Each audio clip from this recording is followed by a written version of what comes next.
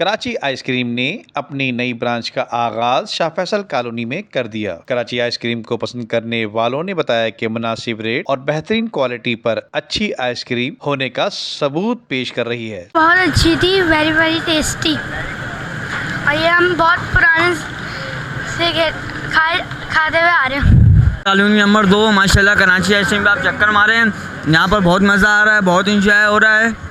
सही है मेरी बहनों अजीज़, सब आप यहाँ पर चक्कर मारें। शाह फैसल नंबर 2 शमा चुरंगी कराची आइसक्रीम, बहुत मज़ा आ रहा है आइसक्रीम खाने में। गुज़िश्ता 22 सालों से हुसैनाबाद फूड स्ट्रीट, जबकि गुलिस्तान जौहर, मौसमियात और मॉडल कॉलोनी मलीर के इलाके के बाद अब शाह फैसल कॉलोनी नंबर 2 में भी कराची आइसक्रीम ने धूम मचा दी। कैमरामैन लियाकतुल्लाह के साथ नदीम सिद्दीकी, मेट्रो 7 पाकिस्तान।